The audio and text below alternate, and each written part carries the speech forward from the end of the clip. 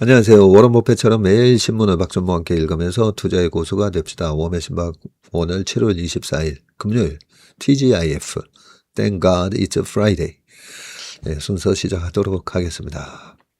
금요일 되니까 또 장은 항상 금요일마다 우리 투자자들의 기분을 꿀꿀하게 이 주말 효과 때문에 이 금요일 음봉이 많이 나온다고 했지 않습니까? 주말 효과를 겪으면서 중동 상황도 불안하고 해서 장은 조금 우리의 마음을 불안하게 만들지만 월요일 되면 약간의 갭 상승으로 시작하지 않을까. 저는 그렇게 생각을 해봅니다. 물론 오늘 종가가 어떻게 끝나는가에 달려 있겠지만 자, 댓글 읽어보겠습니다. 주주님, 100번 다짐님, 스카이, 유미감사님, 마운도 다람쥐님, 미리갑, 초록보라, 아빠딸님, 세실, KYM님, 전행미님, 복리의 마뱀님 쭉 이렇게 댓글을 달아주셨습니다. 백화점주에 대한 의견이 궁금합니다. 네. 이거는 이제 교육 차원에서 말씀드리겠습니다. 우리가 주식을 할 때 내가 투자하는 주식은 사이클 주식인지 아니면 퀄리티 주식인지 경기에 크게 영향을 안 받으면서 단단하게 이익이 나오는 회사. 애플은 뭐죠? 원래 휴대폰을 판다 이런 건 이제 경기 소비재에 해당되는 건데 자유소비재나 약간 경기가 좋으면 이번에 핸드폰 좀 바꿔볼까 네, 이러면서 좀 잘 팔리고 경기가 안 좋아지면 노트북 이번에 경기도 안 좋은데 뭔 노트북을 바꿔 그냥 쓰던 거 써야지 뭐 자동차도 그렇고 냉장고. 근데 애플 아이폰은 조금 다르죠. 이게 경기가 좋든 안 좋든 아이가 이번에 엄마 아이폰 바꿔줘. 약간 필수 소비재처럼 돼 있잖아요. 필수 소비재처럼 돼 있고 이 필수 소비재에서도 약간 고가품이죠. 고가품. 그리고 아이폰 안에 심어져 있는 이 앱스토어. 이 앱스토어에서 엄청난 서비스 매출이 발생하죠. 앱스토어 들어가서 장사를 해보려고 하는 수많은 앱 개발자들이 거기서 들어가 가지고 장사를 하고 거기서 발생하는 매출의 30-40%를 애플이 그냥 뚝뚝 통행료 받듯이 떼갑니다. 그러다 보니까 굉장한 퀄리티 주식이 돼 있어요. 경기에 그렇게 민감하지 않고 이익의 변동성이 확 이익 났다가 또 이익이 박살났다가 그러지 않는다는 거죠. 그런 걸 예전에는 블루칩이라고도 하다가 요즘은 이제 퀄리티 주식이다 이렇게 얘기를 많이 합니다. 자, 그러면 백화점주는 어떤 상황인가? 경기가 좋으면 백화점 매출이 늘고 그죠? 그런데 요즘은 우리나라가 인구 구조상 고령화로 들어가다 보니까 그 고령화 저희 부모님도 마찬가지로 저희 부모님이 백화점 가셔서 뭘 사셨다 얘기 제가 거의 못 들어본 것 같아요. 그리고 저희 어머니는 옷 한 벌 이렇게 한 번씩 주말에 같이 식사할 때 보면 동대문 시장에 가서 사오신 옷을 저보고 입어보라고 주시거든요. 보통은 이제 제가 둘째다 보니까 보통은 나중에 좀 알았어요. 나중에. 제가 항상 옛날에 어릴 때도 보면 옷을 크게 입고 다녔거든요. 저희 형님이 삼형제 둘째다 보니까 저희 형님이 키가 거의 184, 185 그 정도 됩니다. 제 동생도 183, 4 아버지도 180이셨어요. 지금은 연세가 드셔가지고 거의 한 177 정도 되시는데 그러다 보니까 항상 저는 옷이 큰 옷을 지금도 어떻게 보면 아버지 걸 사왔다가 이거 좀 안 맞네 하면 이제 저한테 입어보라고도 하시고 그래서 예전에 이제 형님이 바로 2살 차이로 있다 보니까 형님 입던 옷 물려받고 옛날에 다 그랬지 않습니까? 그죠? 그 정도로 이제 노령화가 되면서는 백화점이 될 수가 없습니다. 인구 구조가 우리가 주식을 할 때 되게 중요해요. 미국이 지금 미국의 인구 구조는 이렇게 돼 있어요. 미국은 28세에서 33세가 가장 많습니다. 이렇게 올라가요. 그 인구가 올라가면서. 왜 중요하냐면 그 20, 30대가 많아야 20대가 많아야 올라가면서 소비를 누가 제일 많이 하죠? 소비는 40대에서 50대 넘어갈 때가 소비 제일 많이 합니다. 왜냐면 내가 돈을 쓰는 게 아니라 내가 키우는 아이를 양육하면서 돈을 엄청 쓰죠. 그죠? 애들이 먹는 것도 엄청 먹고, 그 다음에 학원 보내야 되죠. 태권도 학원에다가 애가 또 계속 크니까 옷도 1년, 2년 지나면 안 맞잖아요. 그래서 옷도 계속 사줘야 돼요. 그렇기 때문에 30대 중반에서 50세를 지나가는 인구가 얼마나 되는가, 이걸 보면서 그 나라에 투자를 해야 되는지 말아야 되는지를 판단을 하게 됩니다. 그런데 미국은 3억 6천 정도 되는 인구가 지금 이래요. 밑에가 아주 두텁습니다. 계속 이렇게 두터운 인구가 올라오고요. 인도도 그래요. 인도도 보면 밑에가 두텁습니다. 근데 중국도 벌써 이렇게 항아리가 돼 있어요. 중국도 항아리 되고 있고, 우리는 이제 항아리인데 위에가 큰 항아리가 되고 있죠. 그렇게 돼 있다 보니까 이 백화점주는 사실 우리나라 백화점주는 투자하면 안 되겠구나. 그게 벌써 한 10년 전 전자상거래, 그 다음에 인구구조상으로도 안 맞다는 거죠. 그게 백화점주의 장기적인 하락의 원인이었거든요. 근데 왜 요즘은 이제 좀 관심을 갖냐면 우리가 관광 인프라가 많이 생겼어요. 광화문 앞에만 가보더라도 볼거리가 많아졌죠. 제가 뉴욕 타임스퀘어랑 이쪽을 가보고 되게 부럽더라고요. 거기는 1년 내내 바글바글 하잖아요. 전 세계에서 관광객이 가장 많이 찾는 나라는 프랑스 파리인데요. 프랑스만 하더라도 1년에 1억 명이 옵니다. 관광객이. 항상 바글바글한 거죠. 그래서 그거는 인구 구조랑 상관은 없는 거죠. 그 나라의 인구 구조랑 상관이 없습니다. 그래서 우리가 이 관광 산업을 꿀뚝 없는 산업이라고 하잖아요. 수많은 관광객들이 전 세계에서 우리나라에 몰려와서 밥도 먹고 박물관도 가고 택시도 타고 다니고 그러면서 이제 내수가 살아날 수가 있는데, 요즘 보면 우리나라 관광객 3천만 시대를 향해 가는 것 같아요. 보니까 3천만이 과연 가능할까? 네, 그 홍콩이 되게 작잖아요, 그죠? 홍콩, 마카오가 거기가 거의 2,500만 이렇게 갈 겁니다, 아마 1년에. 그래서 우리나라 3천만 오는 거는 그렇게 무리한 숫자는 아니에요.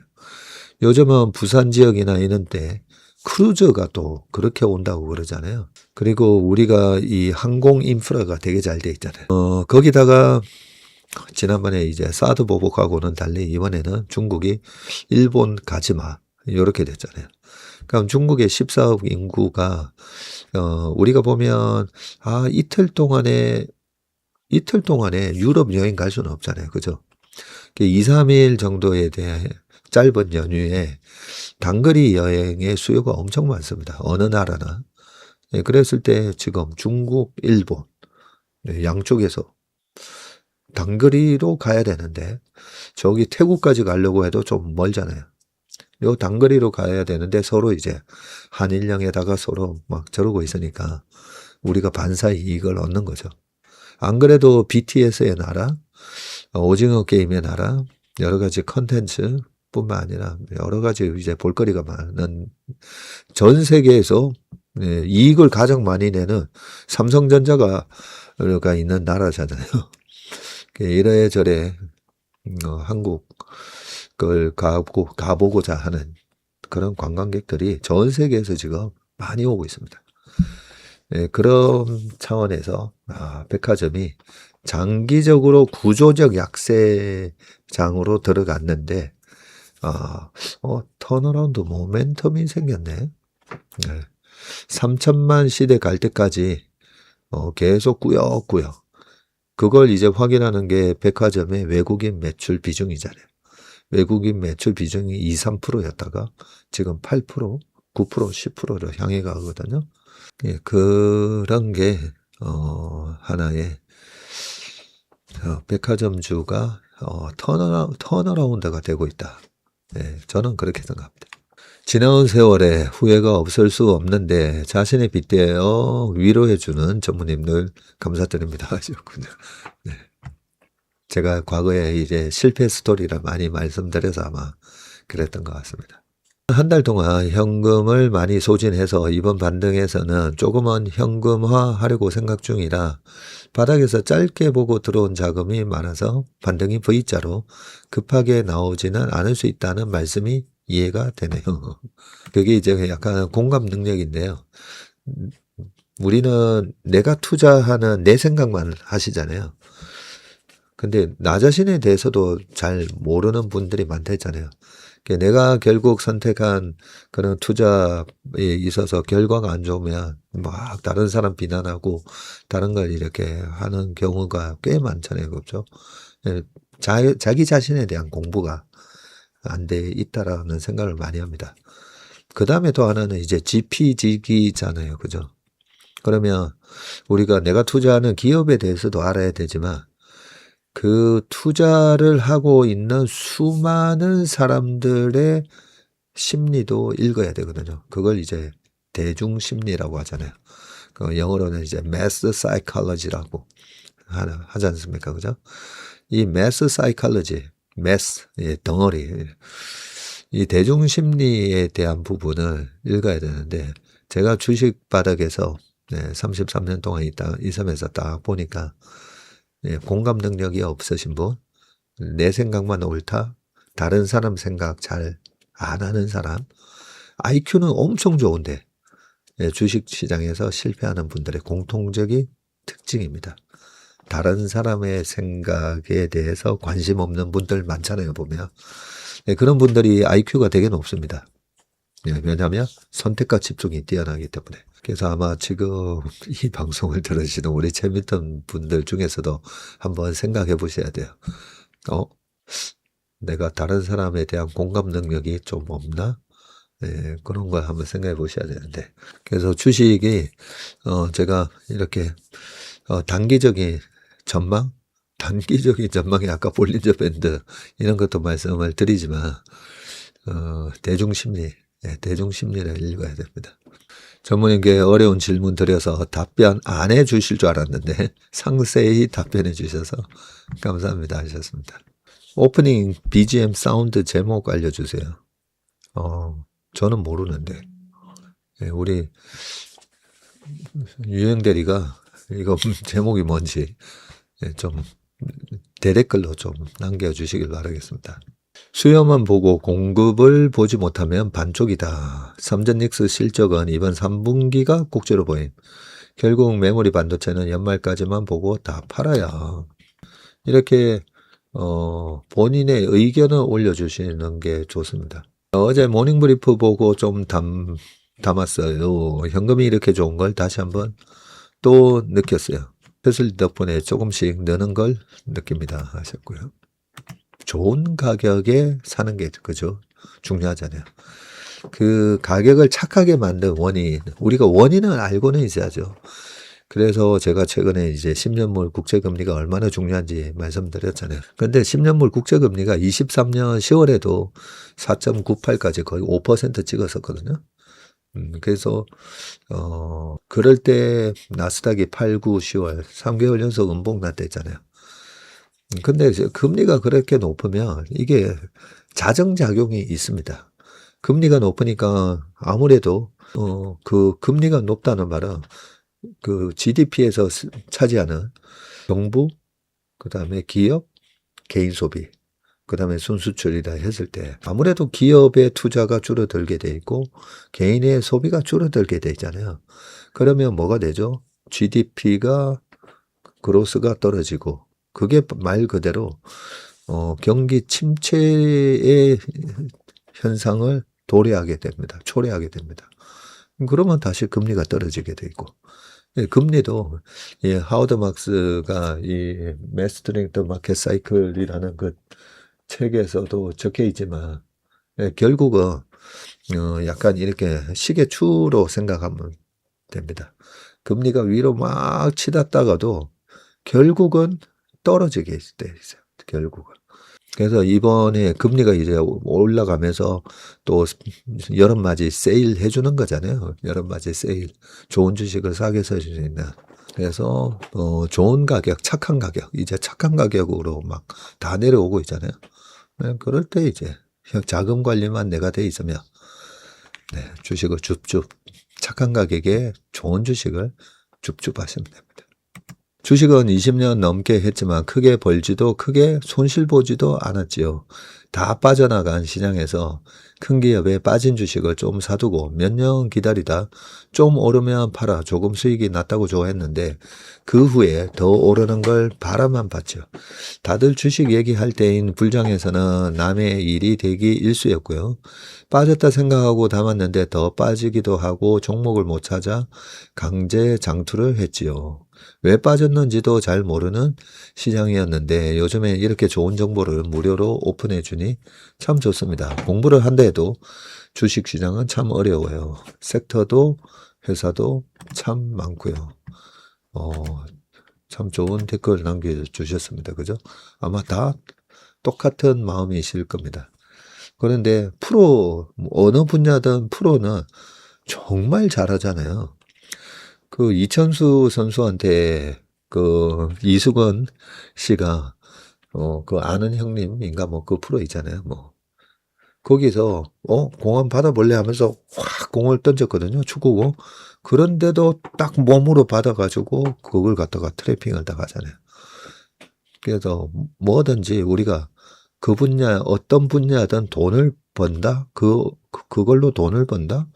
그러면 그 정도 수준이 돼야 됩니다. 은퇴한 지 그렇게 지났는데도 그렇게 공을 딱 봤잖아요. 주식도 지금 20년 넘게 했다고 하시지만 제가 조기 축구 15년 했지만 결국은 조기 축구 선수라고 했잖아요. 그래서 어떻게 보면 당연한 겁니다. 크게 벌지도 크게 손실 보지도 않았다고 하셨는데 그 20년 동안에는 사실 채슬리 TV가 그죠? 없었잖아요, 과거에는.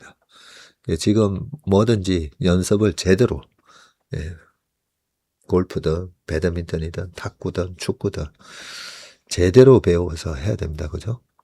지금 저희가 이 채슬리 TV 모닝 브리프랑 이 웜의 방만 꾸준히 듣고 그걸 실천을 계속 해나가시다 보면 그래도 아마추어 중에서는 네, 좀 방구 좀 긴다 뭐 이런 표현 옛날에 쓰시던 것 같은데 네, 그런 소리 아마 들으실 겁니다. 박전무님을 멘토로 정했습니다.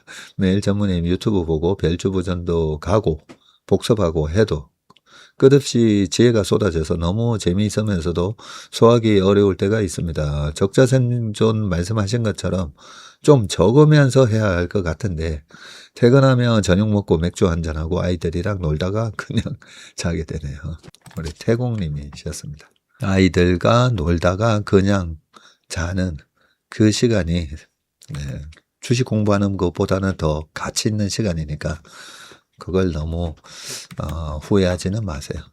예전에 그런 광고가 있었거든요. 그게 미국에서 제가 봤던 광고인 것 같은데 아빠가 아이들하고 놀아주는 그런 장면이 쫙 나오면서 그러면서 그게 마스터카드인가 비자 카드였는데요. 그 노는 거에 이제 카드로 지불을 하면서 딱 그러죠. 그 순간이 It's priceless 하면서 가치를 따질 수 없는 소중한 시간이라는 거죠. It's priceless. 레버리지는 한 번도 해본 적이 없어서 궁금하긴 합니다만 계속 모르고 살아겠습니다. 저도 도전적인 편이라 궁금하긴 하네요.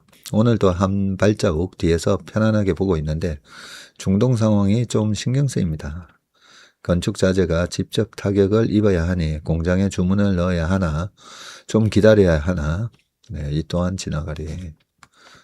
할머니 인베스터님이셨습니다. 그 코덱스 레버리지 있잖아요. 예. 지수니까 안전하잖아요. 근데 종목은 개별 기업 리스크를 담고 있기 때문에 종목 2배짜리는 정말 내가 투자하는 삼성전자 하이닉스에 대해서 정말 누구보다도 빠삭하게 알고 쫙 설명을 할 수가 있어야 돼요. 삼성전자 하이닉스가 어떻게 움직이는지 내가 설명해 줄까? 이 단기적으로는, 계절적으로는, 월별로는 어떻게 움직이는지 설명해 줄까? 이 정도 수준 되면서 2배짜리를 해도 이길까 말까 일 거예요, 아마. 예, 그 정도도 안 되면서 이 2배짜리를 하니까, 손해를 보는 겁니다. 그런데 이 지수는 개별 기업 리스크는 없잖아요. 그러면 아까 말씀드린 대로 금리, 이란 전제, 뭐 여러 가지 외생 변수 때문에 빠진다. 그러면 지수 2배짜리 코덱스 레버리지는 가끔씩 정말 할 만합니다. 그래서 제가 3월 23일 코로나 터졌던 2020년 바닥을 찍었던 3월 23일 날 저희 옛날 회사 직장 대표님한테 말씀드렸죠. 대표님, 저희 직원들 레버리지 사게 허락을 해주세요. 뭔 소린가 하는 표정으로 보셨는데 고객 계좌에 사는 게 아니라 고객 계좌에는 레버리지 못 사게 되어 있거든요. 네, 저희 직원들 돈 좀 벌게 코덱스 레버리지 그 ETF 살 수 있게 좀 허락해 주세요. 그랬더니 뭐 알아서 해 이런 식으로 말씀해 주셔가지고 그때 저희 직원들 코덱스 레버리지 제가 나와서 코덱스 레버리지 개인적으로 저희가 주식은 뭐 신고하고 하게 돼 있는데 ETF 이런 거는 할 수가 있거든요. 그래서 제가 코덱스 레버리지 사라고 돈이 없다고 하길래 제가 그 자리에서 그 카카오톡으로 했더니 저희 직원이 카뱅 하면 뭐 대출 금방 됩니다는 거예요. 그래서 진짜야? 하고 해봤더니 1억 2천인가 3천 뭐 대출이 나오길래 마이너스 통장인 거죠. 그래서 거기서 뭐 돈 없다는 직원들 1,000만 원, 1,500만 원 이렇게 빌려주면서 제가 이럴 때 그 경험을 해봐야 된다는 거죠.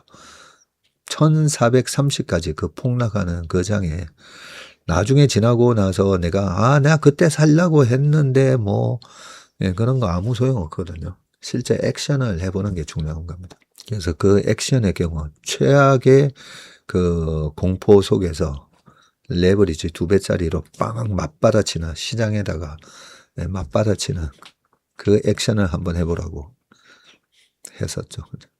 그랬더니 쫙 올랐는데 1800에서 뭐 직원들이 또 그런 거예요. 뭐 밖에서 제 방에서 밖에 뭐 얘기가 들리는데 인버스, 곧버스 어쩌고 하는 거예요. 그때 뭐 시장에서 곧버스 뭐 나와서 시장이 한 번 더 빠질 거니까 곧버스를 그런 얘기들이 유튜브에 되게 많았었거든요. 뭐 1800 됐을 때 다시 빠지니까 곧버스를 사야 된다고 뭐. 그 얘기를 들었는지 뭐 밖에서 그런 얘기를 하길래 제가 나와가지고 뭐라 했죠. 곧버스 살려면 돈 다 저거 갚아라고 회수하겠다고. 그리고 제가 그랬잖아요. 떨어지는 거에 배팅하지 말라고. 그래서 레버리지를 활용하는 방법은 체슬리 AI에서 제가 그런 뭐 신호 한번 만들어 놨었잖아요. 정말 패닉에서 굉장히 확률 높은 지표가 있잖아요. 푸클레이시오라든지 여러 가지를 섞어서 만들어 놓은 그런 지표가 떴을 때 활용하는 거고 최근에 제가 거기다가 이제 PBR을 좀 넣어놨거든요. PBR이 너무 높아가다 보니까 이게 단기 급락이 나와도 신호가 안 뜨는 거예요.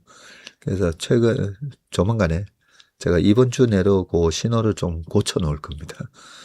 지금 이제 우리나라 PBR이 다시 0.8 뭐 이렇게 내려가는 일은 당분간 없을 것 같거든요. 그래서 그걸 좀 수정을 해 놓으려고 해요. 전문의 악몽에 나타나는 로봇이 반도체 다음 주도주가 될 모양입니다. 악몽이 아니라 선몽 아닐까요? 확신이 서는데요. 네, 그러셨고요. 주식뿐 아니라 인생의 철학도 배울 수 있네요 하셨고요. 우리가 철학 뭐 하는데 우리가 가치관이라고 하잖아요. 가치관. 당신의 가치관은 어떤 가치관을 갖고 있습니까? 우리 스스로에게도 한번 물어봐야 되는데요. 가치관이 뭐죠? 어디에 가치를 두느냐잖아요. 어디에. 근데 우리가 자본주의에 살다 보니까 결국은 이 혹독한 자본주의에서 생존하기 위해서 돈을 벌어야 되고, 그죠? 어디가 돈이 되는가? 나한테는 어떤 사람이 나한테 돈이 되는가? 내가 이 자본주의에서 자립하기 위해서 어떤 사람이 나한테 돈이 되고, 어떤 직장을 들어가야 되고, 계속 그 의사결정을 해왔잖아요. 그래서 잘못하면 돈이 내 가치관이 된다는 거죠. 돈이. 돈은 수단이잖아요. 그죠? 수단. 수단이 돼야 되지. 돈이 많으면 자본주의에서 편합니다. 편함. 근데 절대 내 가치관이 돈이 목적이 되면 안 되는 거 아니겠습니까? 그죠? 나는 어디에 이제 가치를 두고 사는가? 그 생각을 한번 늘 해보셔야 됩니다. 그래서 우리 스스로 그 올바른 가치관 정립을 할 수가 없기 때문에 좋은 책을 많이 읽으셔야 되고, 그리고 웬만하면 종교활동. 종교가 가르치는 그런 교리, 나쁜 거 하나도 없어요. 어떤 종교든지 나쁜 거 하나도 없습니다. 우리가 그걸 왜곡하고 잘 실천을 안 하고, 그래서 그런 거지. 포항 출장 마치고 서울 가는 길에 듣고 있습니다. 시장이 미리 빠져서 스물스물 올라가는 것 같습니다. 별주부전에서 뵙겠습니다. 우리 타뱀드님. 포항 갈 때마다 장 빠진다고. 그래서 초록보라님이 포항 그만 가셔요. 원칙이 있어야 하고 멘토가 있어야 한다는 말씀 정말 맞는 말씀이세요. 저는 팀 채슬리 한 분 한 분 보면서 대단하다고 느낍니다. 특별히 서영 대리에게 최 부사장께서 멘토로 이끌어 주실 때 성장하시는 모습이 놀라웠고요. 어제 오 과장이 오신나 차트 분석해 주실 때 전무님을 닮은 모습도 있고 또 자신만의 색깔로 풀어주는 것이 인상적이었습니다. 왠지 박세익 전무님 주니어 같은 느낌이 들더라고요. 멋지게 성장하고 발전하는 팀 채슬리 보면서 멘토의 소중함을 알게 되고 저도 채 밀턴으로 함께 할 수 있어서 기쁩니다. 하셨는데 우리 솔트님은 제가 최근에 모닝브리프 때도 그렇고 이 웜의 신박 거기에다가 대댓글 다른 분들의 댓글에 대해서 대댓글 다 달아주시는 엄청난 그 시간 기부를 하고 계시잖아요. 그래서 참으로 소중한 분이 저희와 함께 하고 계시고 늘 격려해 주시고 우리 채밀턴 분들의 마음을 이렇게 다 도닥도닥 다독다독 그렇게 해주시는 모습을 보면서 참으로 좋은 분이시구나 그런 생각을 합니다.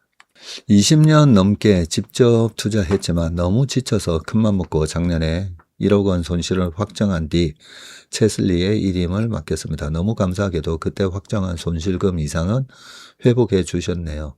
남편을 하늘나라로 보내고 마음이 아픈 아이를 혼자 돌보며 살아오느라 아침에 눈을 뜨는 것조차 힘들 만큼 지친 날들이 많았습니다. 내년이면 은퇴를 앞두고 있어서 노후도 막막했고 모든 걸 혼자 감당하다 보니 제 마음도 많이 피폐해졌습니다. 이제 투자만큼은 전문가에게 맡기니 비로소 숨이 좀 쉬어집니다. 전무님 직접 뵙고 상담 드릴 때 따뜻하게 마음 써주시고 진심으로 상담해 주셔서 정말 큰 위로와 힘을 얻었습니다. 앞으로는 투자는 채슬리에 맡기고 저는 제 삶과 가족을 더 잘 챙기며 살아보려고 합니다. 결국 가장 큰 수익은 마음의 평안이라는 걸 이제야 배우네요. 우리가 그 행복지수가 왜 이렇게 떨어졌을까? 그 이유로 SNS를 많이 얘기하잖아요. 다들 인스타나 이런데 내가 어디 여행 가고 맛있는 거 먹고 그런 프로필 사진들이 많이 올라오다 보니까 나만 나만 뭔가 불행한 삶을 살고 있나. 네, 이렇게 하면서 전체적인 이제 행복 지수가 자꾸 비교하면서 나를 다른 사람하고 비교하면서 그러면서 이제 행복 지수가 많이 떨어진다 이런 걸 본 적이 있잖아요. 그래서 우리 써나 프로님 시대의 리더 써나 프로님처럼 이런 얘기를 해주시면 많은 사람들이 보고 대댓글로 격려도 해주시고 하셨는데 참 좋은 댓글 남겨주셔서 감사합니다. 말씀하신 대로 투자는 저희가 하고 최근에 저희 오시는 고객분들한테도 다 그 말씀 드리잖아요. 그동안 주식으로 돈 못 버는 건 너무 당연한 거라고. 아마추어가 이 프로들이 돈 벌어가는 이 세계에 들어와서 외국계 헤지펀드부터 기계 군단들이 다 이 지금 우리나라 시장, 미국 시장에서 플레이를 하고 있는데 거기서 돈 벌려고 애를 쓰셨는데 마음 상하고 계좌 상하고 한 거는 너무나 당연하다고 그러죠. 네, 그 계좌 복수는 저희가 해드릴 테니까 소중한 시간 찾아가시라고. 제 삶과 가족을 더 잘 챙기며 살아가려고 합니다. 그 더 소중한 가치 있는, 내 시간을 더 소중한, 더 가치 있는 곳에다가 쓰시라고 그 말씀을 드렸는데, 2주의 댓글로 선정을 해드리겠습니다. 저희 회사에 전화를 하셔가지고, 저기 11월 할아버지 주식 투자의 그릇, 그 책이나 혹시나 뭐 다른 책 없으시면 말씀하시면 책 보내드리도록 하겠습니다. 웜의 소통은 여기까지 하고 이제 신문기사 읽어보도록 하겠습니다. 자, 첫 번째 기사 읽어보도록 하겠습니다. 감히 미 상대로 배짱 쇼핑? 근데 먹힌다. 원전 100년 계약 역설이라고 되어 있거든요. 20일 미국과 사우디아라비아가 원자력 협정 123 협정을 체결하면서 미국, 중국, 러시아의 원자력 패권 경쟁 속에서 글로벌 사우스의 몸값이 치솟고 있다는 분석이 나온다. 요즘 이 신흥국을 글로벌 사우스 이렇게 표현을 많이 하더라고요. 이러한 전쟁으로 전 세계 에너지 안보가 흔들리고 AI발 전력 수요가 폭발적으로 늘면서 원자력 발전소에 대한 관심이 크게 높아진 가운데 미중러가 치열한 수주전을 벌이고 있어서다. 신흥국은 골라 사는 분위기라고 합니다.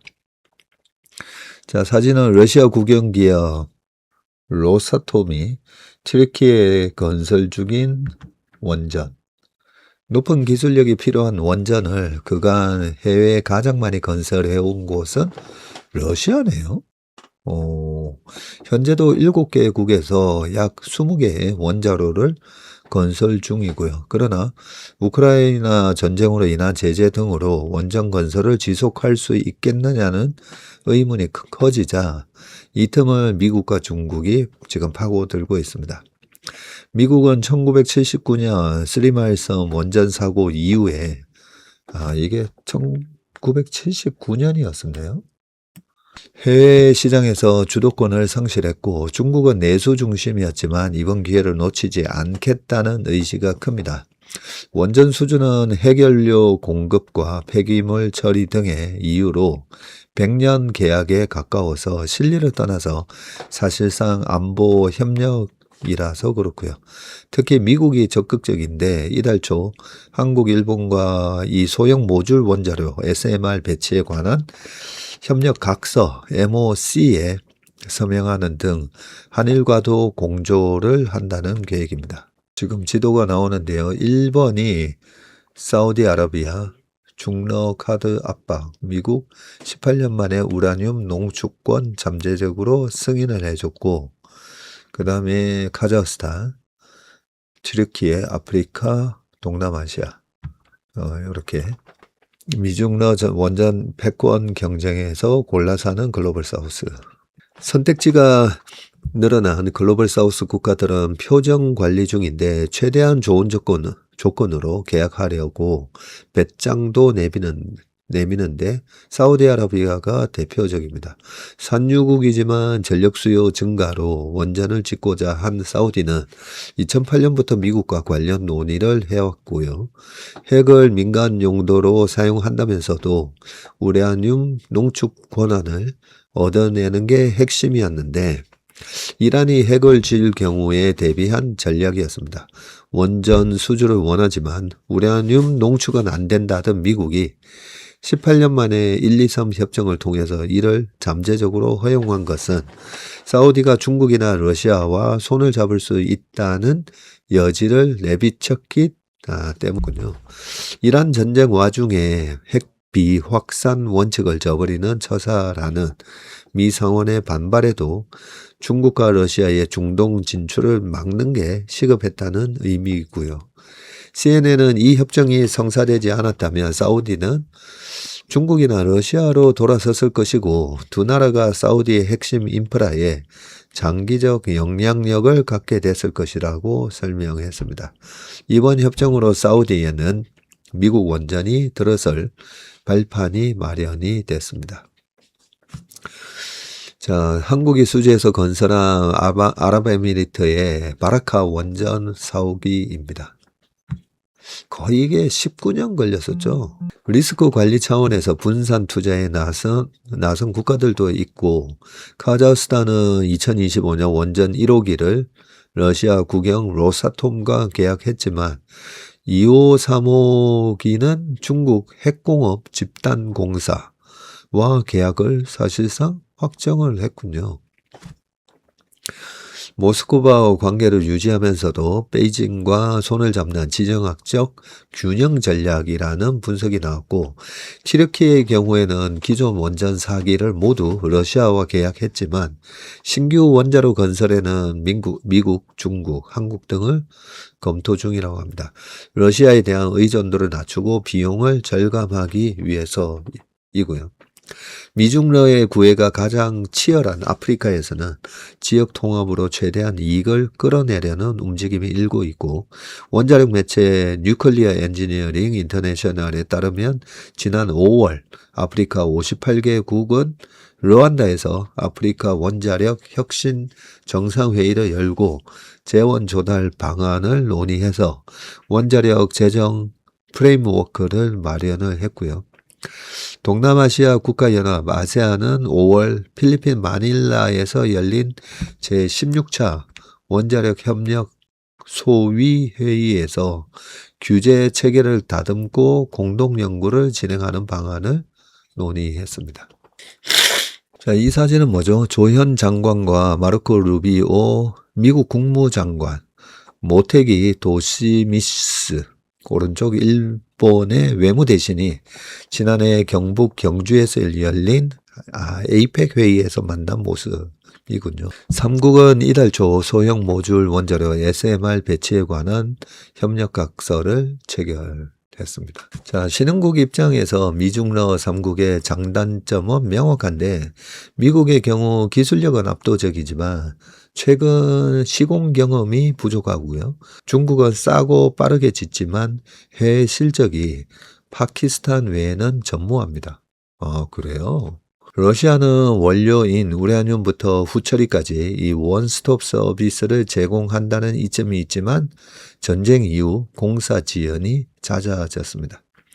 미중러 3파전 속에서 한국은 시공 능력과 가격 경쟁력으로 틈새를 노리고 있는데 21년에서 24년 아랍에미리트의 바라카 1에서 4호기를 완공한 데 이어서 지난해 6월에는 체코와 계약하면서 유럽 시장에도 진출했습니다.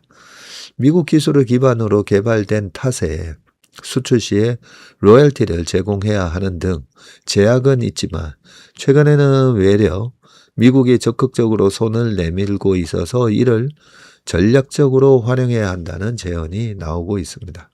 에너지정보조사기관 에너지 인텔리전스는 미국은 신속하게 신규 원전을 지을 수 있는 공급망과 숙련된 인력이 부족하다면서 원자력 패권을 차지하려면 반드시 한국의 협력이 필요하다고 분석했습니다. 자, 그 다음 기사 보겠습니다. 후티 사우디 유조선을 때리자 루비오 눈에는 눈, 우린 눈의 머리다라고 되어 있습니다. 자, 20일 예멘의 친이란 무장세력 후티 반군이 홍해를 지나던 사우디 유조선을 공격했고요. 미국도 이에 맞서서 병력을 중동 지역으로 집중시키면서 핵시설 폭격 등 확전이 임박했다는 관측이 나오고 있습니다.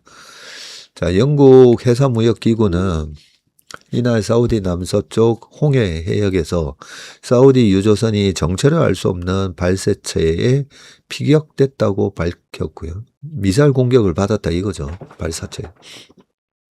직후 후티 반군은 유조선 공격은 자신들의 소행이라면서 엔셀라, 라이리아호 등 공격한 선박의 명칭까지 공개했습니다.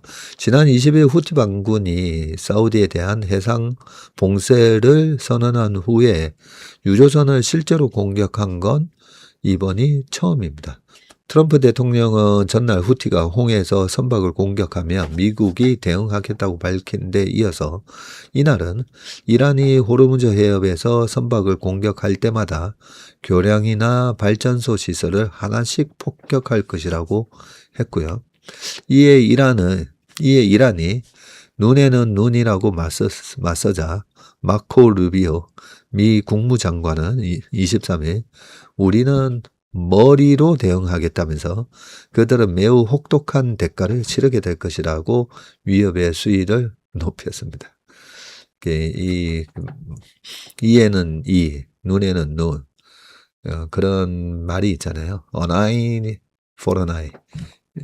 그리고 a tooth for a tooth 해가지고 눈에는 눈, 이에는 이. 이렇게 얘기하는데 여기 보면 a head for an eye라고 되어 있습니다. An eye for an eye가 아니라 눈에는 눈이 아니라 a head for an eye. 네가 눈을 건드리면 머리를 통째로 날려버리겠다. 네, 그런 얘기죠. 대로 공격을 받으면 말로 받아치겠다. 그런 뜻인데 미국이 12일째 대이란 공습을 이어가는 가운데 이스라엘의 공영방송 칸은 미국이 며칠 내로 중폭격기를 동원해서 이란의 비밀 핵시설을 타격할 예정이라고 이스라엘에 통보했다고 보도했고요. 목표물은 이란의 지하 비밀 핵시설로 알려진 이 곡괭이 산입니다. 월스트리트저널에 따르면 최근 일주일 사이 미국 본토 기지에 주둔하던 특수작전 부대가 중동으로 이동했고요. 독일 슈팡달렘 기지에 F-16과 영국 레이컨히스 기지에 F-35 전투기를 비롯한 이 전투기 편대도 중동 각지에 전진 배치를 마쳤습니다.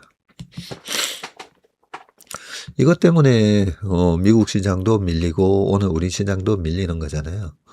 근데 지나고 보면 참 저는 바로 앞전에 이란 전쟁 때도 이틀 만에 급락하고 반등 들어갔잖아요.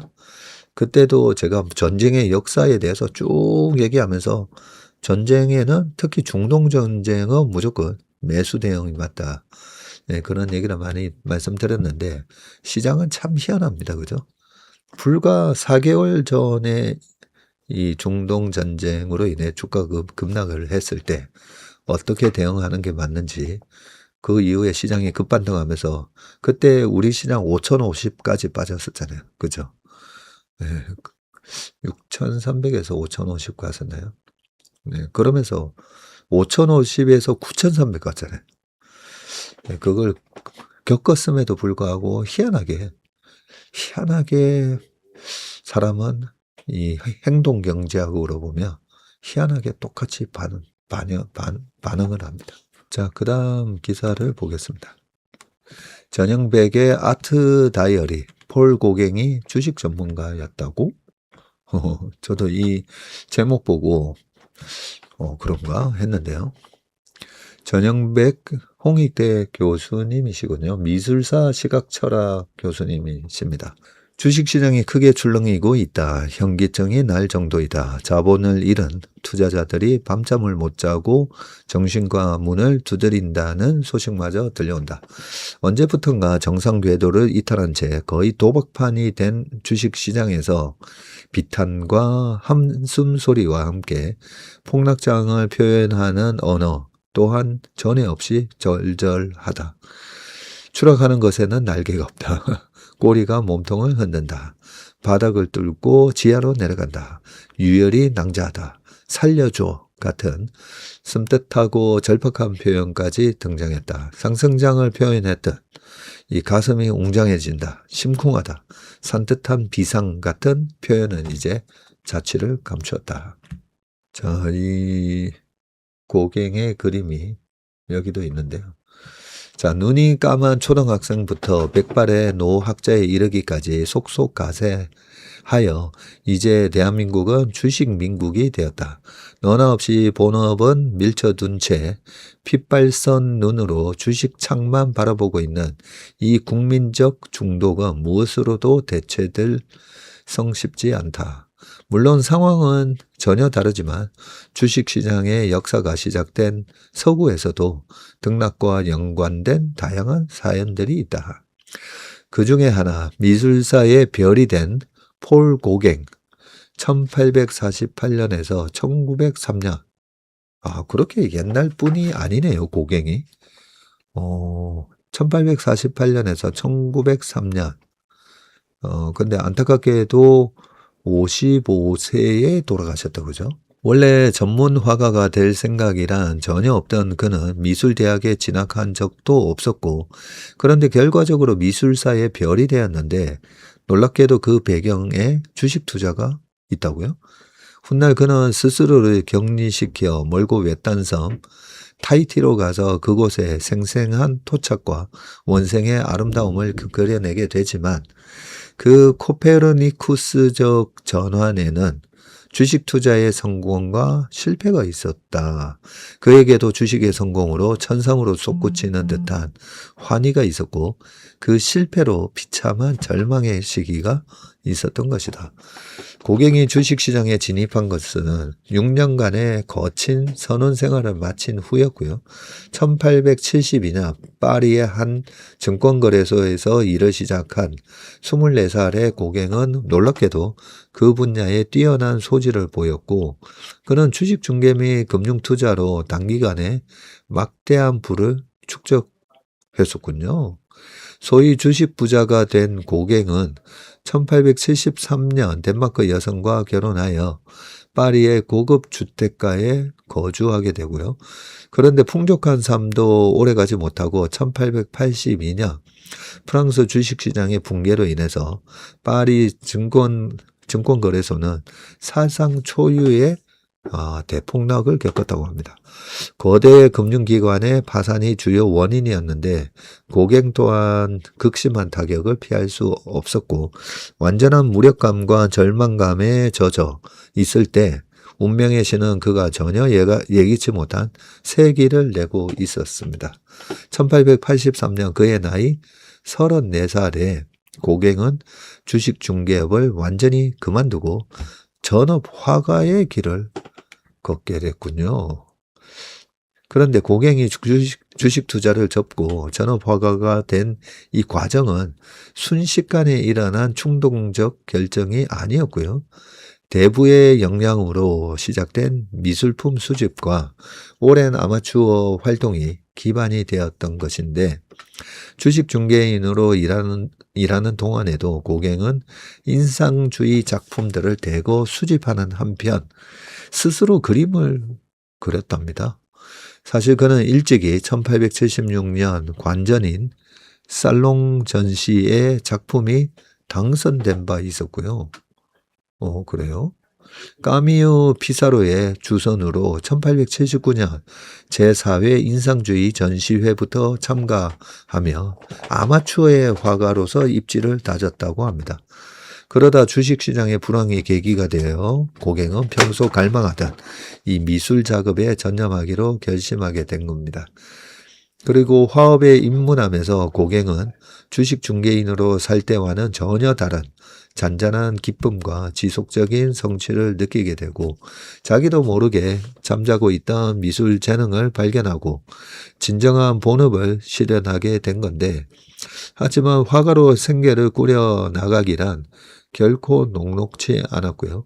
가정경제는 파탄에 이르렀고 그는 1885년 가족을 덴마크에 남기고 홀로 파리로 돌아오게 되는데, 그러나 그곳에는 고독하고 외로운 빈곤의 삶이 기다리고 있었다고 합니다. 규율에 얽매이지 않는 타고난 보헤미안적 기질의 고갱은 또 한 번의 결단을 내리고 마침내 물질 문명과 더불어서 도시의 삶과도 결별하기로 결심한 것인데, 그리고 그는 이렇게 외쳤다고 합니다. 가자, 머나먼 섬 타히티로. 그렇게 도시와 함께 도시에서 맺은 모든 인연과도 결별하고 그는 화구만을 챙긴 채 타히티로 떠났답니다. 주식 투자의 실패자 고갱이 불세출의 화가 폴 고갱으로 다시 태어나는 순간이었다. 야, 참. 이런 거 보면 인생사 세옹지마, 그죠? 그래서 우리가 저는 이런 부분을 예전부터 좀 생각을 많이 하게 됐습니다. 나한테 일어난 불행이 아닐 수가 있고, 지금 나한테 일어나고 있는 이 행운이 아닐 수도 있다. 항상 좀 그 생각을 합니다. 그렇게 생각해야 뭔가 잘 됐을 때 막 너무 교만해지지 않고 자만하지 않고요. 뭔가 일이 안 풀리거나 뭔가 실패를 해도 결국 이렇게 고갱처럼, 그죠? 그게 하나의 무슨 반전 포인트가 되고 그 실패 때문에 더 좋은 나중에 미래에 뭔가가 있을 수가 있는 거잖아요. 그래서 뭔가 잘 안 돼도 그렇게 절망하지 않습니다. 재밌네요. 폴 고갱이 주식 전문가였다. KB 신한금융 2분기 최대 실적, 주주 환원도 역대급 예고인데, KB금융지주와 신한금융지주가 올해 1분기에 이어서 2분기에도 나란히 역대 최대 실적을 새로 썼고요.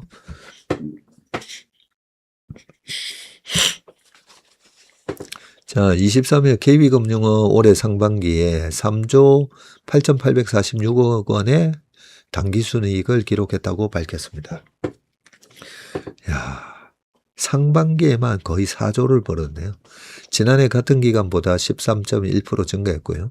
2분기 순이익은 1조 9,900억, 한 2조로 시장 예상치를 4.1% 웃돌았습니다.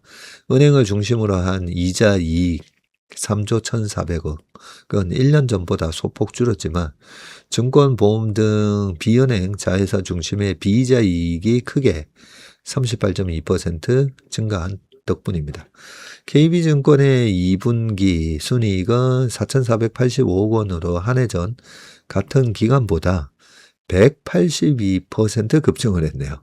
와, 증시 화랑으로 수수료 수입이 크게 늘었기 때문이고요. KB카드와 KB손해보험도 전년 대비해서 각각 15%, 13.7% 순이익이 불어났습니다. 은행 자회사 실적은 다소 저조했는데 KB국민은행의 2분기 순이익은 1조 1244억 원을 기록해서 1년 전보다는 오히려 3.2% 줄었네요. 가계대출 규제로 은행권의 기업대출 경쟁이 심화됐고 올 하반기 금리 상승에 대비한 자금 확보로 조달 비용이 증가한 탓입니다. 신한금융 역시 역대급 실적을 올렸는데 올 상반기 순이익이 3조 4,427억 원으로 한 해 전보다 13.3% 증가했고 2분기 순이익은 1조 8,200억 원을 기록해서 시장 전망치를 뛰어넘었습니다. 이자 이익과 비이자 이익이 고르게 성장하면서이고 2분기 이자 이익은 1년 전보다 9.4% 증가한 3조 1,344억 원, 비이자 이익은 14.6% 늘어난 1조 5천억 원을 기록했습니다. 강영홍 신한은행 CFO는 실적 발표에서 하반기에는 기준금리 추가 인상으로 순이자 마진이 크게 개선될 것이라고 설명했습니다. 예전에 신한은행이 뭐 한 20년 전에는 뭐 초격차 1등이었거든요. 1인당 sen상성도 그랬고, 약간 은행권의 그 삼성 같은 그런 분위기였었는데, 최근에 KB가 꽤 선전하고 있습니다. 그래서 지금은 다시 KB가 1등 은행이 됐고요. 여기 보시면 매출하고 순이익하고, 이게 매출은 아니고 순이익 면에서 엄청난 이익을 내고 있습니다. 신한금융도 자본시장 부문의 자회사의 호실적이 두드러졌고, 신한투자증권이 지난해 같은 기간보다도 91.6% 증가한 2,900억 순이익을 올렸고요. 신한자산운용도 ETF 운용 수익 증가로 순이익이 353억 원으로 153.7% 증가했습니다. 여기 나오네요. 증권자회사 기여도. 증권자회사 기여도에서도 KB가 다 조금씩 앞서고 있다, 그죠? 자, 24일 공개되는 하나금융지주와 우리금융지주도 역대급 실적이 예상이 되는데, 자, 하나금융은 1년 전보다 6.3% 증가한 한 1조 2,500억, 우리금융은 9,657억의 순이익을 거둘 것으로 전망이 됩니다. 4대 금융지주의 사상 최대 실적 달성으로 통큰 주주 환원도 예상되는데, KB금융 이사회는 이날 7천억 원 규모의 하반기 자사주 매입 소각과 주당 1,155원의 분기 현금 배당을 결의했고요. 이를 합쳐서 올해 총 3조 7천억 원을 주주에게 돌려줍니다. 신한금융도 올해 주주 환원으로 2조 8천억 원 이상을 쏩니다.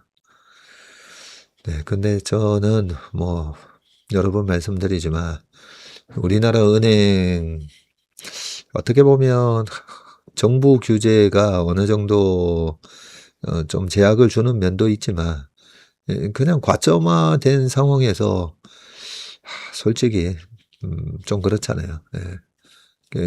예대 마진으로 그 예금과 대출 이자, 예금 이자와 대출 이자의 차이를 우리가 예대 마진이라고 하는데, 그 대출을 다 누가 하는 겁니까? 우리나라 기업과 개인이 하는 거잖아요. 예금보다 훨씬 높은 금리 주면서. 그리고 예금 금리는 조금 받고. 그러면서 이 발생하는 이익인데, 물론 이 증권사, 자회사, 뭐 카드, 손보 등 또 나름대로 일을 해서 하는 거는 있지만, 외국인 지분율이 너무 높아요. 너무. 하나금융, 우리금융은 좀 아니지만 예전에 예보가 많이 들고 있었기 때문에 하나, 신한, KB 전부 다 외국인 지분율이 60%, 70% 이렇습니다. 그래서 그 예대 마진으로 좀 쉽게 번 돈을 쉽게 벌었다기보다는 다 우리 국민들의 어떻게 보면 그죠? 이 쥐꼬리만한 예금 금리 때문에 우리가 이렇게 애를 쓰면서 재테크를 하는 거잖아요. 왜냐하면 10억을 맡겨도 1년에 한 2,500만 원 받나요? 그죠? 20억을 맡겨도 5천만 원이다 보니까 이게 그래서 힘든 거잖아요. 그리고 대출을 받으려고 하면 대출도 참 힘든데 대출금리 되게 높고, 그리고 아무튼 그렇게 이제 번 돈을 70% 평균 70% 정도의 지분율을 갖고 있는 외국인들한테 그걸 배당으로 자사주 매입 소각으로 환원을 한다. 그 이익의 저는 많은 부분은 이게 은행의 자본은 은행이 갖고 있는 이 금융 자본이 이 공공재 성격을 좀 띠고 있는 거잖아요. 자, 그 다음 기사 읽어보겠습니다.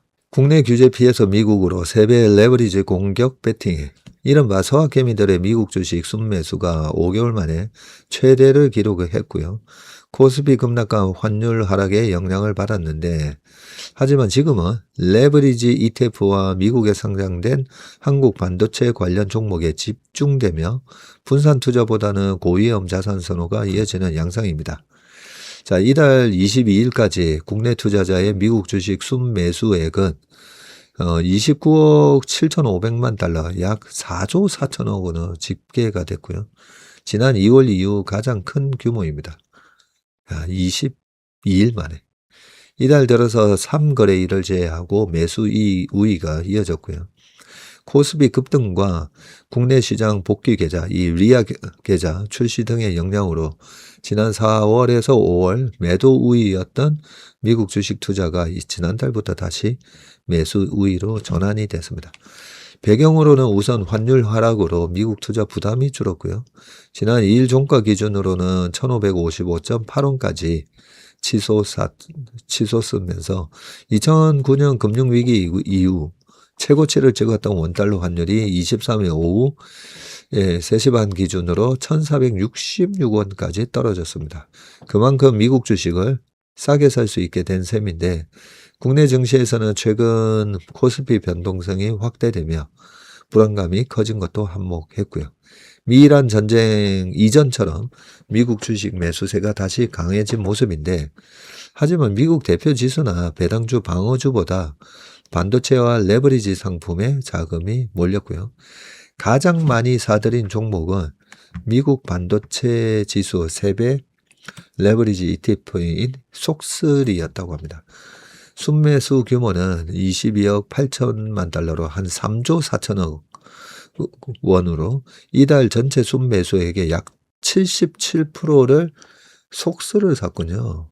지난 10일 나스닥에 상장한 하이닉스 ADR에 6억 1,591만 달러, 약 9천억 원을 샀고요. 아니, 우리나라 그냥 하이닉스 사는 게 훨씬 싼데 미국 하이닉스 ADR 그 비싼 가격에 ADR을 또 9천억이나 사셨네요. 한국 증시 수익률을 3배 추정하는 레버리지 ETF 이 코르도 2억 2,420만 달러, 3천억을 샀네. 나스닥 100 2배 레버리지 ETF인 QLD와 3배 레버리지 ETF인 TQQQ도 각각 순매수 4위, 5위를 기록했습니다. 지난달에는 스페이스X와 마이크론, 라운드힐 메모리 ETF, 마벨 테크놀로지 등 개별 기술주와 테마형 상품이 상위권을 차지했지만, 이달에는 레버리지 상품으로 무게중심이 옮겨갔습니다. 그만큼 단기 차익을 노린 이 고위험 배팅이 심화했다는 지적이 나오고요. 여기에는 최근 금융당국이 국내 단일 종목 레버리지 ETF에 기본 예탁금을 상향하는 등 규제를 강화하면서 상대적으로 제약이 적은 미국으로 이동하는 풍선 효과도 더해졌다는 분석입니다. 한자산 운용사 관계자는 과도한 개입보다는 시장의 자율적인 조정 기능을 살릴 필요가 있다고 말했다라고 하는데, 시장의 자율적인 조정 기능?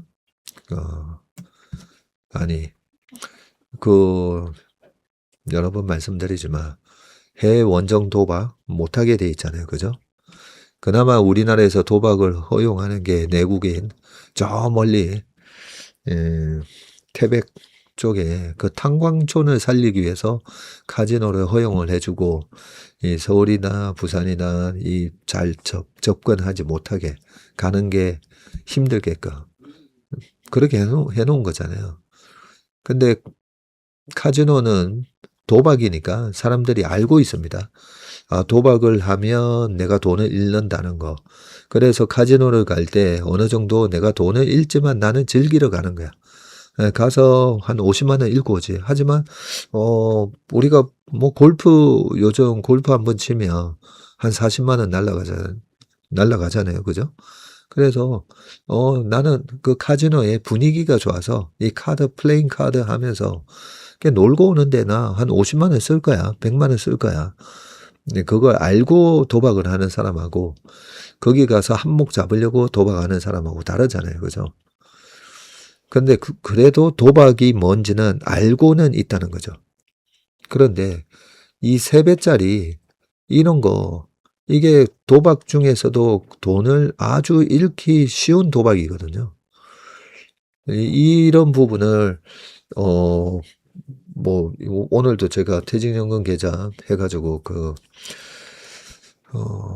네, 퇴직연금 계좌 저희 회사에서 지난번에 이 아라스 펀드 출시가 됐습니다. 근데 지금 삼성증권에서 이 독점 판매 기관이 있어서 삼성증권 앱을 들어가셔서 가입을 하셔야 되기 때문에 그거는 저희 여기 고정 댓글에 들어가 보시면 어떻게 가입하는지 나옵니다. 나오긴 한데 거기도 보면 우리가 뭐 DC형을 하든 뭘 하든 보면 뭐 위험을 인지했습니다. 뭐 이런 거 막 적도록 돼 있잖아요.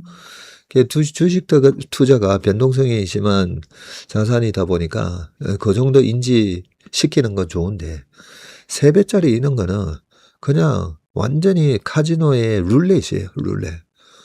이런 걸 갖다가 아무나 할 수 있게 만든다? 근데 아무나 할 수 있게 뭐 저희 아들도 하고 있기는 하지만 모른다는 거죠. 이게 얼마나 투기적이고 그냥 돈을 잃기 쉬운 도박 상품인지 일반인들은 이번에도 삼성전자 하이닉스 2배짜리 2배로 사서 그냥 모아가는 건 줄 착각하고 있다고 했잖아요. 계속 이래 돈이 녹아내리게 돼 있습니다. 장기적으로 하면. 이런 부분은 그 클릭 해가지고 다 인지시켰다.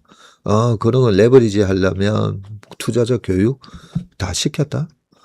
투자자 교육 그거 뭐 시간 형식적으로 한 거 했다고 해서 면피하는 거잖아요. 그냥 면피. 그거 다 인지시켰다라고 면피하는 거잖아요. 저는 당국자도 이걸 모르나 그런 생각도 듭니다. 사실 3배짜리 지금 갖고 있는 거는 어쩔 수 없지만 신규 매수가 안 되게끔 계속 조치하라는 얘기를 지금 제가 몇 달, 6개월 이상 거의 1년 된 것 같은데요. 무조건 금지시켜야 됩니다. 왜? 뭐 개인의 자유? 아니에요. 그냥 하면 장기적으로 돈을 잃고 그게 국부 유출이잖아요. 해외 나가가지고 3배짜리 하면 돈 다 잃게 돼 있는데 국부 유출입니다. 해외 전 국민이 자율적으로 해외 나가서 원정 도박 못하게 지금 금지돼 있잖아요. 똑같아요. 이 부분에 이제 반발하실 분들은 계실 거예요. 지금 뭐 이렇게 사신 분들 입장에서는 본인이 룰렛 하고 있다라는 거를 인정하기 싫으실 겁니다. 그죠? 근데 룰렛이에요. 룰렛을 장기적으로 카지노 가서 너 룰렛 해가지고 아니 어떤 사람은 그거 뭐 당첨돼서 40배짜리 한번 터졌다던데 복권을 장기적으로 하면 돈 법니까? 룰렛도 장기적으로 하면 다 도박이죠. 한 방을 노리는 도박이잖아요. 아무튼 못하게 해야 됩니다. 금지 빨리 해외 3배짜리는 못하도록 금지시켜야 됩니다. 증권사에서는 그러겠죠. 뭐 가서 터지든 뭐 하든 그거 매매하면서 매매 수수료 해외 주식 매매할 때마다 환전 수수료 발생하죠. 해외 주식 매매할 때 매매 수수료도 더 비싸거든요. 뭐 가서 터지든 뭐 하든 뭐 우리는 카지노니까. 그래서 안 하는 건지는 모르겠습니다. 아무튼 정부 당국에서 금융 당국에서 빨리 조치를 취해 줘야 된다라고 저는 생각합니다. 삼전 닉스 달라진 위상 장기 계약으로 거래 룰을 바꾼다.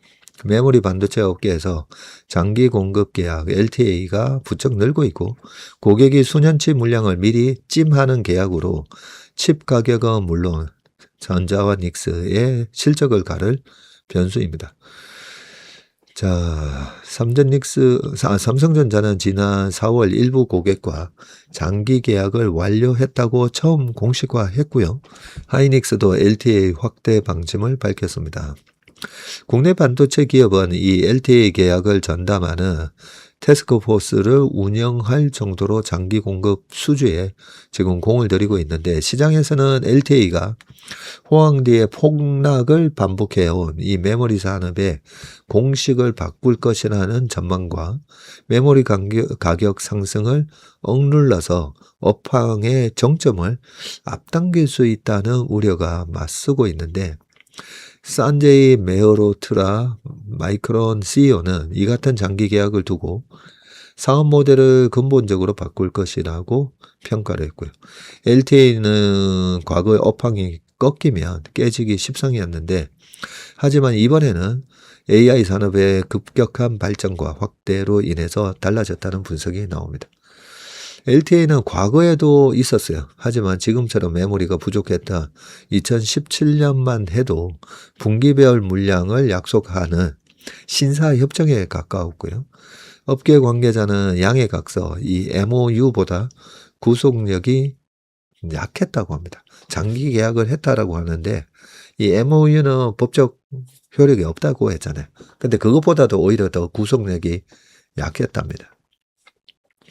반면 지금은 최소 구매 물량을 정하고 선수금과 예치금 등을 붙여 계약을 깨기 어렵게 만들었는데, 고객은 수년치 공급을 보장받고 공급사는 안정적인 주문을 확보하고요. SK증권은 양측 모두 계약에 책임을 지는 구조라는 의미에서 상호 인질 구조로 표현을 했습니다. 상호 인질 구조. 구체적인 조건은 비밀 유지 계약에 가려져 있는데, 계약 구조를 공개한 마이크론은 고객이 물량을 받지 않아도 대금을 치르는 계약을 16건이나 체결했다고 밝혔고요. 이 가운데 14건에서 보장된 최소 매출은 약 1,000억 달러. 그래요? 147조 원? 전체 계약에 걸린 예치금은 220억 달러로 약 32조 원이나 된다고 합니다.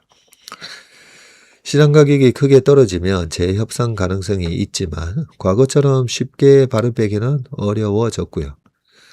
마니시바티아 마이크론 부사장은 고객이 물량을 받지 않아도 돈을 내야 하기 때문에 계약을 깰 때 치르는 비용도 훨씬 커졌다고 합니다.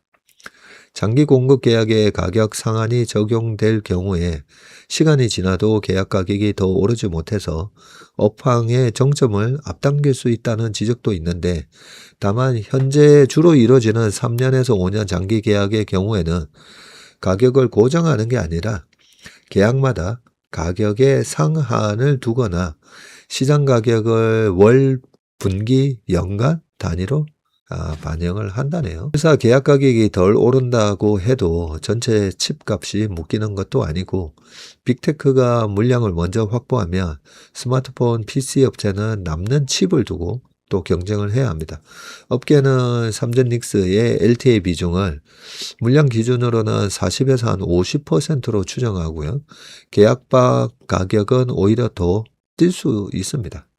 김선우 메리츠증권 연구원은 LTA의 본질은 가격이 아니라 물량이라고 말을 했고요. 일각의 전망처럼 장기 계약이 반도체 사이클 자체를 없애기는 어려운데, AI 투자가 줄거나 메모리 공급이 빠르게 늘면 메모리 가격은 다시 떨어질 수 있습니다. 하지만 불황의 골은 과거보다 얕아질 가능성이 높고, 마이크론은 계약 가격이 하한까지 떨어져도 과거 호황기의 분기 최고치를 웃도는 수익률을 확보할 수 있다고 밝혔습니다. 한동희 SK증권 연구원은 LTA가 바꾸는 것은 호황기 최대 이익이 아니라 불황기 이익의 바닥과 지속성이라고 분석을 했습니다. 네, 웜의 심판 오늘은 여기까지 하겠습니다. 주말, 행복한 주말, 건강한 주말 보내시고요. 내일 별주부전에서 뵙도록 하겠습니다. 토요일 오후 5시입니다. 네, 오늘 웜의 심박 여기까지 하겠습니다. 고맙습니다.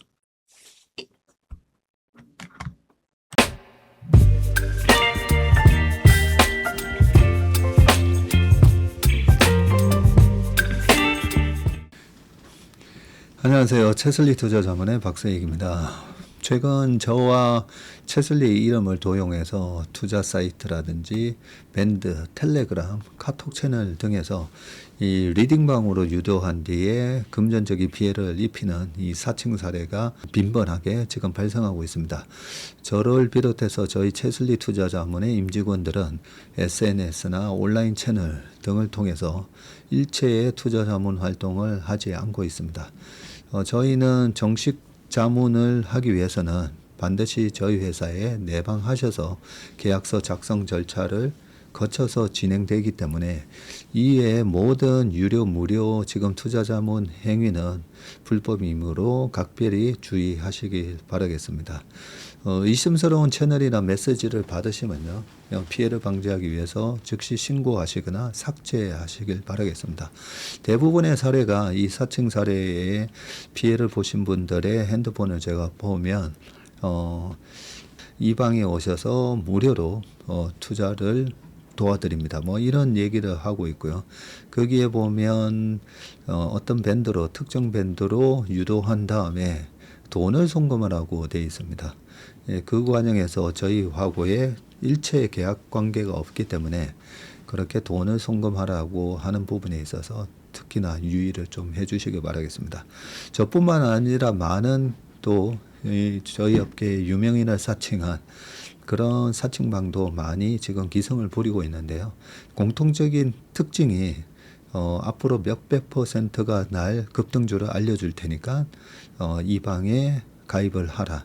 그러고 난 다음에 금전적인 부분을 갖다가 송금을 요청하는 그런 형태의 수법을 쓰고 있기 때문에 그렇게 무료로 주식을 알려드립니다. 이런 문자를 받으시면 바로바로 삭제를 하시길 바라겠습니다. 저희 채슬리와 채슬리 임직원들을 많이 사랑해 주시는 저희 채슬리의 고객분들 그리고 저희 채슬리의 이 구독자분들이 이런 사칭 피해가 일체 발생하지 않기를 바랍니다. 그러면 여러분들의 가정과 일터에서 항상 평화와 행복이 가득하시길 기원합니다. 감사합니다.